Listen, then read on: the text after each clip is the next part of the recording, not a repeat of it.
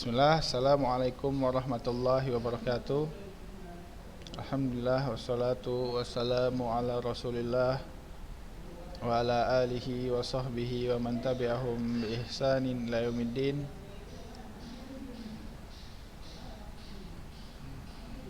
Alhamdulillah, kita masih diberikan nikmat oleh Allah SWT sehingga kita dapat melanjutkan pembelajaran kita dalam pelajaran akidah untuk kelas 10 ini, ya.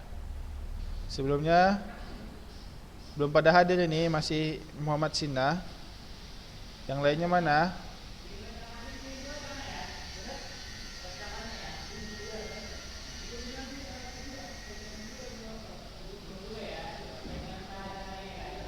Untuk kelas 10C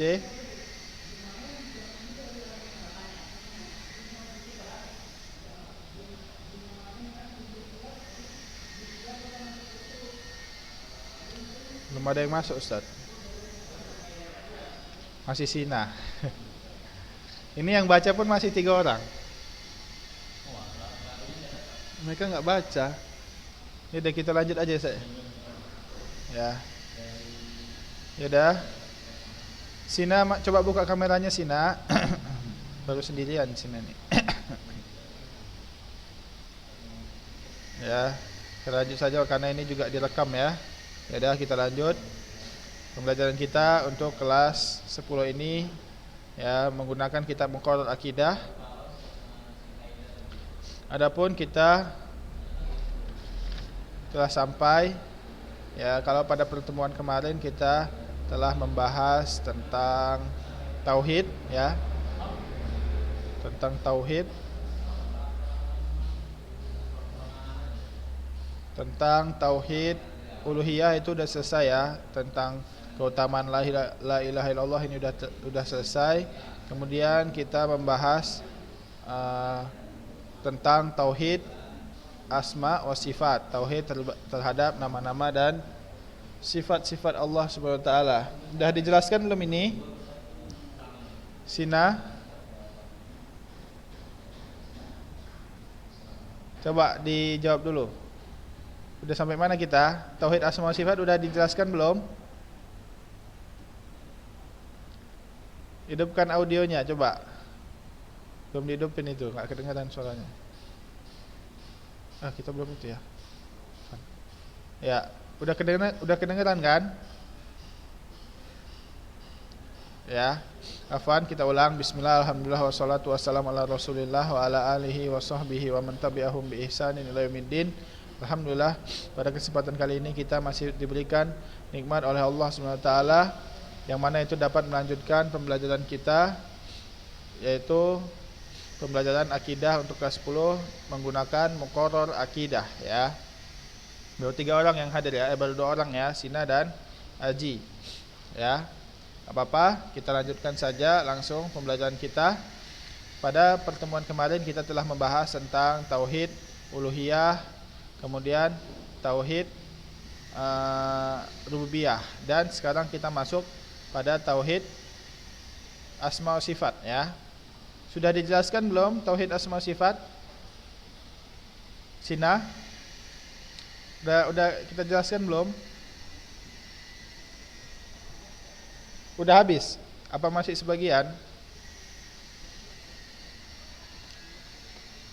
Oke, ya. Sekarang kita bahas tentang yang kedua, ya. Jadi sekarang kita berada di dalam pembahasan tauhid asma sifat. Yang pertama itu kita ulang sedikit, al-muradu bit tauhid asma sifat. Apa yang dimaksud dengan tauhid asma sifat? Yaitu tauhid asma sifat adalah mengesahkan Allah di dalam menetapkan nama-nama dan sifat-sifat Allah yang husna, dan sifat-sifat Allah, nama-nama Allah yang husna dan sifat-sifat Allah yang ula. Nah, di sini menetapkannya yaitu dengan di sini ada tambahan sedikit ya, di dalam tauhid asma sifat ini berbeda dengan tauhid rububiyah dan uluhiyah. Kalau tauhid rububiyah itu ifradullah taala bi af'alihi. Kalau tauhid uluhiyah ifradullah taala bil ibadah. Kalau tauhid asma sifat ifradullah taala bi asma'ihi wa sifatihi. Dan ada tambahan sedikit yaitu imanu bikulli ma wasafa bihi nafsahu, yaitu mengimani dengan apa yang Allah sifatkan terhadap diri Allah sendiri di dalam kitabnya, aw wasafahu bihi Rasulullah sallallahu alaihi wasallam, atau yang disifatkan Rasulullah terhadap diri Allah Subhanahu wa taala dengan sebenar-benarnya tanpa tamsil dan ta'til dan tahrif dan takyif, yang mana itu nanti akan dijelaskan. Dalilnya laisa kamitslihi syai'un wa huwa samiul basir. Ya. Nah, sekarang kita masuk ke pembahasan yang kedua, yaitu ya baru 2 orang ini ya yang hadir ya. Enggak apa-apa.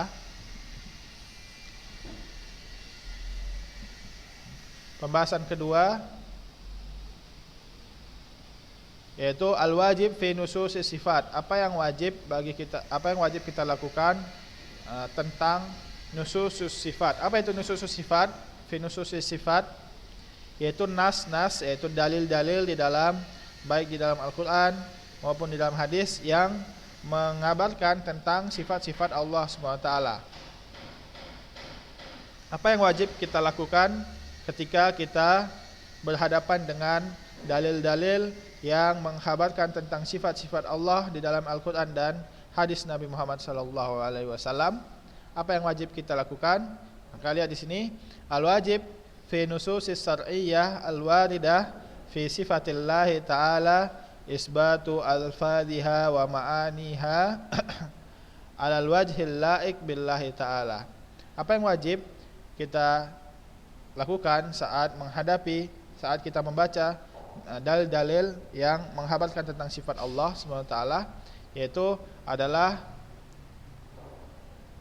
menetapkan ya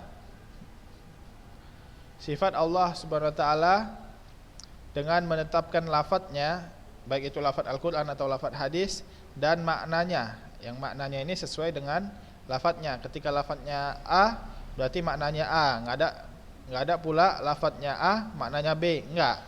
Dia harus serasi, yaitu menetapkan lafadznya dan maknanya harus kita tetapkan juga alal wajhil laik, dengan layak. Maksudnya layak bagi Allah Subhanahu wa taala.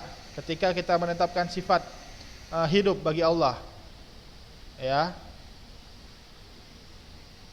la ilaha illa huwal hayyul qayyum, ya, misalnya tentang sifat hidup, ya, atau selainnya, maka kita menetapkan hidupnya itu sifat hidup Allah layak atau sesuai dengan zat Allah Subhanahu wa taala, sesuai kesempurnaan Allah Subhanahu wa taala, berbeda dengan hidupnya makhluk. Kalau hidupnya makhluk bisa mati, atau hidupnya makhluk kadang lemah, kadang kuat, berbeda dengan hidup Allah yang sangat sempurna. Tidak ada didahulukan dengan ketidakadaan dan tidak akan fana. Itulah hidup Allah Subhanahu wa taala.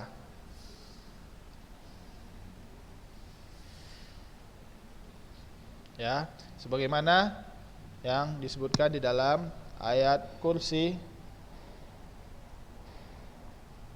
Allahu la ilaha illa huwal hayyul qayyum, ya, la ta'khudhuhu sinatu wala naum. Ya, di sini sebutkan Allah yang Maha hidup dan Maha kuat dan Maha perkasa. Tidak sedikit pun ada ngantuk dan tidur. Nah, di sini menunjukkan kesempurnaan Allah Subhanahu wa taala. Nah, itu jadi yang wajib menetapkan dengan sebenar-benarnya, yaitu menetapkan lafadz dan maknanya sesuai dengan kesempurnaan Allah Subhanahu wa taala. Fa makna sifat fa ma'ani sifatil ma'lumah, ya. Fa ma'ani sifati ma'lumatun lana li'anna Allah ta'ala khatabana bilisanin arabiyyin mubin, ya, wa amarna bitadbirihi faqala walillahil asmaul husna fad'uuhu biha wadzarul ladzina yulhiduna fi asma'ihi sayujzauna ma kanu ya'malun. Maka di sini makna-makna dari sifat-sifat Allah itu telah diketahui. Ketika Allah menetapkan sifat hidup, maka kita mengetahui bahwasanya maknanya adalah sifat hidup, ya. Ketika Allah menetapkan sifat wa huwa samiul basir, dan Allah Maha mendengar lagi Maha melihat. Nah, kita berarti di sini menetapkan dengan sebenar-benarnya bahwasanya Allah apa? Maha melihat dan Maha mendengar, ya. Itu dia maksudnya, ya. Jadi telah diketahui maknanya, yaitu makna sifat melihat dan sifat mendengar bagi Allah Subhanahu wa taala. Ya. Li'anna Allah taala, karena Allah Subhanahu wa taala khatabana, yaitu memberikan kalam atau berbicara, ya, atau memberikan perkataan Allah terhadap umatnya, yaitu bilisanin arabiyyin, ya, dengan bahasa Arab, maksudnya dengan lisan yang dipakai orang Arab, ya, karena turunnya Al-Qur'an itu pada kalangan orang-orang Arab, yaitu pada Nabi Muhammad sallallahu alaihi wasallam yang ada di bangsa Arab, ya. Maka diturunkan dengan bahasa Arab agar umat-umat, ya, itu paham, yaitu umat yang dimana diutus Nabi pada saat itu, ya. Wa amara Nabi tadbirihi, dan memerintahkan kita untuk memperhatikannya, untuk mentadaburinya, ya. Sebagaimana Allah Subhanahu wa taala berfirman, walillahi asmaul husna fad'u biha, dan Allah mempunyai nama-nama yang maha indah, yang maha baik, maka berdoalah dengan menyebut nama-nama itu, ya. Wa dzalul ladzina yulhid, dan berhati-hatilah kepada mereka yang ilhad, menyeleweng, ya, ilhad itu menyeleweng di dalam menetapkan nama-nama Allah Subhanahu wa taala, sayujzauna, maka mereka akan dibalas dengan apa yang mereka berbuat. Falau lam yakun laha makna ma'lumun lam yakun litadabbur faidatun, ya. Lam yakun litadabburi faidatun. Nah, di sini ketika apabila memang tidak ada makna, maka tidak ada gunanya kita bertadabbur, karena di dalam tadabburnya tidak ada faidah ketika tidak ada makna. Akan tapi setiap ayat Allah Subhanahu wa taala, di setiap perkataan Allah Subhanahu wa taala itu mempunyai makna, dan kita bisa mentadabburinya, ya. Begitu juga di dalam nususus sifat, ya, di dalam nas-nas yang mengkhabarkan tentang sifat-sifat Allah Subhanahu wa taala. Wa amal kaifiyatus sifat wa amal kaifiyatus sifati wa haqaiquha fala ya'lamuha illallah ta'ala, ya. Fala ya'lamuha illallah ta'ala, kama qala Imam Malik rahimahullah, la masuila an kaifiyatis istiwa'i al-mazkuri fi qouli ta'ala ar-rahmanu 'alal 'arsy istawa. Qala al-istiwa'u ma'lumun wal kaifu majhulun wal imanu bihi wajibun wa su'alu anhu bid'ah. Ai as-su'alu anil kaifiyah bid'ah. Ya, sekarang kita di dalam sifat-sifat Allah kita hanya wajib untuk menetapkan maknanya saja, ya. Ketika Allah mengatakan Allah maha hidup atau maha mendengar atau maha melihat, maka kita wajib apa? Menetapkan maknanya, yaitu Allah mempunyai sifat mendengar, mempunyai sifat melihat, mempunyai sifat hidup, ya. Adapun kaifiyat, wa amal kaifiyatus sifat, adapun kaifiyat. Apa itu kaifiyat? Deskripsi, ya. Adapun deskripsi sifat, yaitu bagaimana. Kaifiyat ini kan dari kata kaifa, ya, bagaimana. Adapun bagaimananya, pembagaimananya atau deskripsi sifat Allah, bagaimana deskripsi sifat hayat Allah, apakah hayatnya begini begitu, atau bagaimana penglihatan Allah, apakah penglihatannya begini begitu, itu adalah tidak bisa kita mengetahuinya, karena ilmu manusia itu sangat lemah, ya. Berbeda dengan ilmu Allah Subhanahu wa taala. Karena kita tidak bisa mengetahui kaifiyatnya dan haqaiquha, ya, dan secara terperincinya, ya, tidak bisa. Kita hanya bisa mengetahui maknanya secara umum saja, yaitu kita hanya bisa menetapkan sifat-sifat yang Allah tetapkan di dalam kitab dan sunnah, ya. Karena adapun deskripsinya dan kaifiatnya itu tidak ada yang mengetahui kecuali Allah Subhanahu wa taala, ya. Malaikat Jibril dan Nabi Muhammad saja tidak mengetahuinya. Yang mengetahuinya hanya Allah Subhanahu wa taala saja. Kama qala Imam Ahmad, seperti yang dikatakan oleh Imam Ahmad, seperti yang dikatakan oleh Imam Malik, ya, bukan Imam Ahmad. Seperti yang dikatakan oleh Imam Malik rahimahullah, lama su'ila, ketika ditanya tentang kaifiyah sifat Allah Subhanahu wa taala, ya. Tentang lihat dulu, udah ada 9 orang, ya. Buka semua videonya. Silakan dibuka videonya.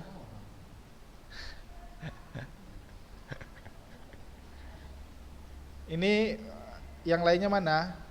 Udah log out. Enggak apa-apa. 9 orang ini mendengarkan kan semuanya? Dibuka videonya, jangan ditinggalin nanti. Udah ditinggalin pula. Kalau nggak paham ditanyakan saja. Kita lanjut, ya. Sebagaimana perkataan Imam Malik ketika ditanya tentang deskripsi sifat istiwa, yaitu sifat bersemayam di atas ars, ya, di atas ars Allah, yang disebutkan di dalam sifat yang mana Allah Subhanahu wa taala berfirman, yang disebutkan di dalam ayat Ar-Rahmanu 'alal arsy istawa, ya. Ar-Rahman 'alal arsy istawa, ya. Allah di atas ars itu istiwa, yaitu Allah bersemayam di atas ars. Nah, di sini ya, ada yang bertanya kepada Imam Malik, ya, bagaimana kaifiyah istiwa Allah, bagaimana deskripsi istiwa Allah Subhanahu wa taala, ya, kaifa istiwa, bagaimana istiwanya itu? Maka Imam Ahmad berkata, al istiwa'u ma'lumun, ya. Maka istiwa itu diketahui. Ya, maksudnya apa yang diketahui? Maknanya secara global itu istiwa yang layak terhadap zat Allah Subhanahu wa taala, yang layak terhadap kesempurnaan Allah Subhanahu wa taala itu telah diketahui, maklumun. Adapun wal kaifu, adapun kaifiyahnya, ya, bagaimananya, majhulun, tidak kita ketahui, ya. Tidak kita ketahui.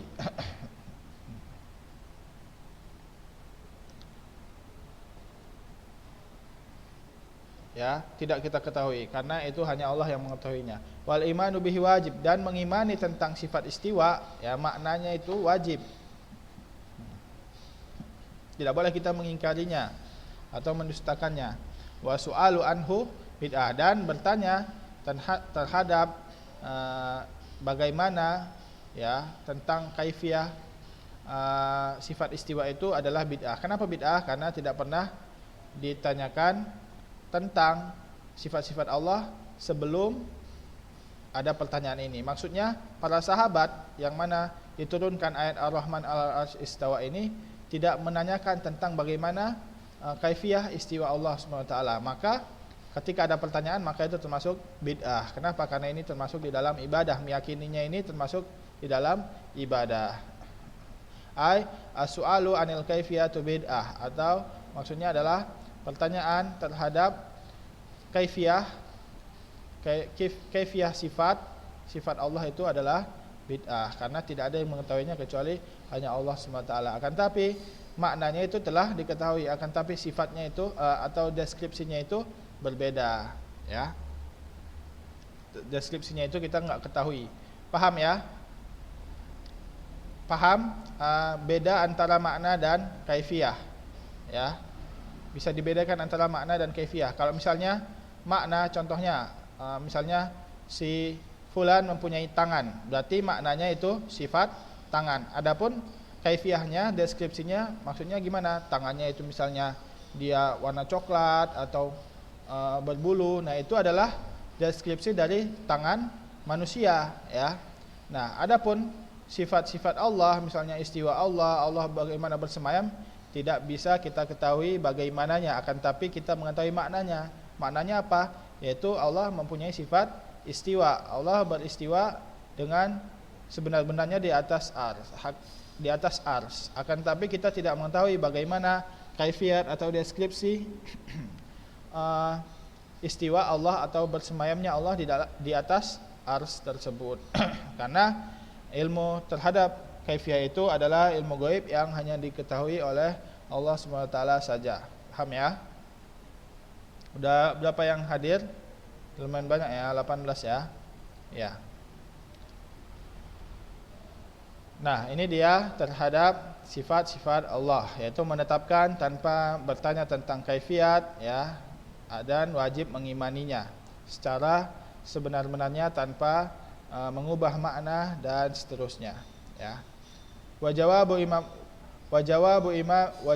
imam Malik anil kaifiyat istiwa wa maknahu yuslihu an yakuna qaidatun fi kulli sifat. Maka jawaban dari Imam Malik terhadap kaifiyah istiwa ini, maksudnya jawaban ini al istiwa ma'lumun wal kaifu majhulun wal imanu bihi wajib wa su'alu anhu bid'ah, ini bisa menjadi kaidah yang ditegakkan untuk setiap sifat Allah, sifat-sifat Allah Subhanahu wa taala. Ya, jadi tinggal kita samakan saja. Contohnya sifat hidup ya. Berarti al hayatu ma'lumatun ya, wal kaifu majhulun wal imanu bihi wajib wa su'alu anhu bid'ah. Contohnya sifat sama. Allah mempunyai sifat pendengaran. Nah, bagaimana sifat Allah? Maka kita memakai kaidah dari jawaban bagaimana pendengaran Allah, maka kita memakai kaidah dari jawaban Imam Malik tersebut. As-sam'u ma'lumun ya, wal kaifu majhulun wal imanu bihi wajib wa su'alu anhu bid'ah ya. Yaitu adalah pendengaran Allah itu diketahui maknanya. Jadi kita menetapkan maknanya bahwasanya Allah memang mendengar secara sebenar-benarnya. Akan tapi kaifiat atau deskripsi mendengar Allah itu tidak kita ketahui, dan kita wajib mengimani terhadap sifat pendengaran Allah tersebut, dan bertanya tentang kaifiatnya itu adalah bid'ah. Itu dia yang maksudnya ya. Jadi maksudnya jawaban Imam Malik ini bisa menjadi kaidah. Wa qad qala Imam Syafi'i rahimahullahu anna lillah ya, anna lillahi tabaraka wa ta'ala asma'un wa sifatun ja'a biha kitabuhu wa akhbara biha nabiyuhu sallallahu alaihi wasallam ummatahu ya. Jadi Imam Syafi'i rahimahullahu taala telah menetapkan bahwasanya Allah SWT mempunyai nama-nama dan sifat-sifat yang telah ditetapkan di dalam Al-Qur'an dan telah dikhabarkan oleh Rasulullah ya, oleh Nabi Muhammad SAW kepada umatnya. La yasa'u ahadan ya, la yasa'u ahadan min khalqillah ya, min khalqillahi azza wa jalla qamat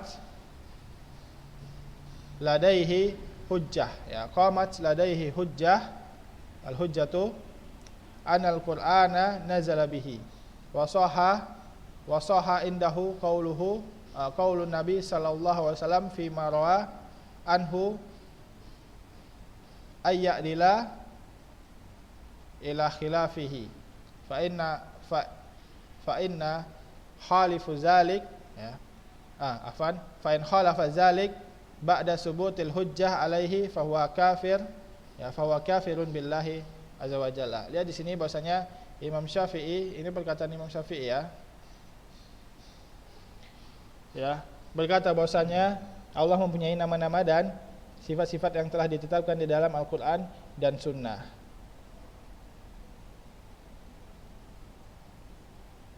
Maka tidak diperbolehkan terhadap sesuatu terhadap satu pun dari makhluk-makhluk Allah SWT yang telah qamat hujjah, yang telah tegak baginya hujjah tentang nama-nama dan sifat-sifat ini ya di dalam Al-Qur'an, dan telah sahih ya, dan sampai kepadanya perkataan Nabi Muhammad SAW tentang sifat ini, maka tidak boleh baginya, tidak ada kesempatan baginya untuk menyelisihi apa yang disebutkan di dalam Al-Qur'an dan Sunnah terhadap sifat-sifat Allah ini. Dan apabila dia menyelisihinya ba'da subutil hujjah, setelah qamat hujjah, setelah tegaknya hujjah, maka dia dinyatakan berdusta terhadap Allah SWT, yaitu kafir billahi azza wa jalla, ya.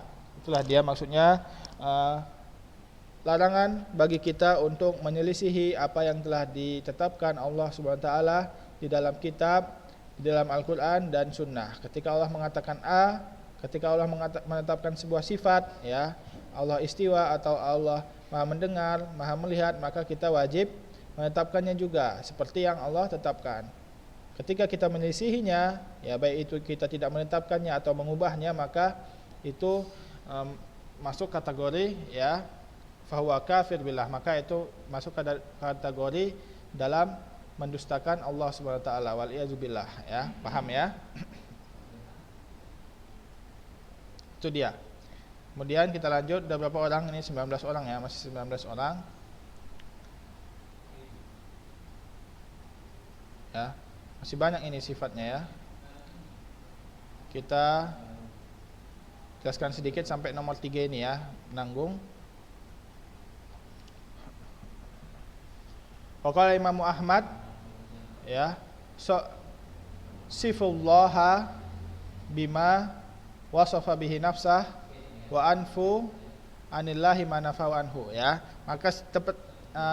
Maka sifatkanlah, tetapkanlah sifat bagi Allah dengan apa yang Allah tetapkan terhadap dirinya, dan nafikan sifat-sifat yang Allah nafikan dari diri Allah SWT, ya. Dan juga perkataan Imam Abu Hanifah rahimahullah, la yusifullaha ta'ala bisifatil makhlukin wa ghadabuhu wa ridahu minasifatihi bila kaifun, ya, bila kaifin, bila kaifin, wa huwa qaulu jamaah ahlu sunnah wal jamaah, ya, wa huwa qaulu jamaatu ahli sunnah wal jamaah, wa nasifuhu kama wasafahu nafsah, kama wasafa nafsahu. Jadi tidak boleh kita menetapkan atau mensifati Allah dengan sifat-sifat makhluk, karena Allah berbeda dengan makhluknya. Dan sifat marah dan sifat ridha Allah termasuk dari sifat-sifat Allah SWT yang tanpa kaifiyah. Maksudnya kita bukan tanpa kaifiyah, akan tapi kita tidak mengetahui kaifiyat Allah SWT, kaifiyat sifat-sifat marah dan sifat ridha Allah SWT. Begitu juga sifat yang lainnya. Dan itu adalah keyakinan ahlu sunnah wal jamaah, dan kita harus menetapkan dan kita harus mensifati Allah dengan sifat-sifat yang Allah tetapkan terhadap diri Allah Subhanahu wa taala tersebut, ya. Waktunya, ya, 3 menit lagi, ya. Ini udah habis, ya? Belum, ya? Sedikit lagi nanggung. Kita bacakan sedikit lagi tentang gurunya Imam Bukhari. Waqala Naim bin Hamad Syekhul Bukhari, gurunya Imam Bukhari, ya. Beliau berkata rahimahullah, man sabbahallahu bi syai'in min khalqihi faqad kafar wa man ankara ma wasafa Allahu bihi nafsahu faqad kafar falaisa ma wasafahu Allahu bihi nafsahu wa rasuluhu tasbihan, ya. Jadi dia di sini, barang siapa yang menyamakan Allah dengan sesuatu dari makhluk-makhluk Allah, maka dia telah jatuh kepada kekafiran. Dan barang siapa yang mengingkari sebuah sifat yang Allah sifatkan terhadap dirinya, maka itu termasuk, maka dia telah kafir juga, ya. Ya, karena Allah menetapkan dan dia mengingkarinya, maka itu jatuh kepada kekufuran. Falaisa ma wasafallahu bihi nafsahu wa rasuluhu tasbihan, dan tidak ada yang Allah tetapkan terhadap diri Allah dan yang Rasulullah SAW tetapkan terhadap diri Allah juga itu sebuah tasbih, penyamaan. Jadi terhadap penetapan sifat-sifat yang Allah tetapkan di dalam Al-Quran dan Sunnah, itu sedikit pun tidak ada penyamaan atau penyerupaan dengan makhluk. Jadi tidak boleh kita menyerupakan sifat-sifat Allah dengan sifat-sifat makhluk. Walaupun namanya sama-sama mendengar, akan tapi berbeda pendengaran Allah dengan pendengaran makhluk dan seterusnya. Paham, ya? Mungkin itu saja yang dapat disampaikan, berhubung waktunya telah habis kita tutup dengan doa kafaratul majlis ya. Adapun untuk selanjutnya ini kita akan bahas dari judul yang ketiga ini sampai habis permasalahan asma wa sifat ya. Mungkin ini saja yang dapat kita sampaikan. Kita tutup dengan doa kafaratul majlis. Subhanakallahumma wa bihamdika asyhadu an la ilaha illa anta astaghfiruka wa atubu ilaih. Wassalamualaikum warahmatullahi wabarakatuh.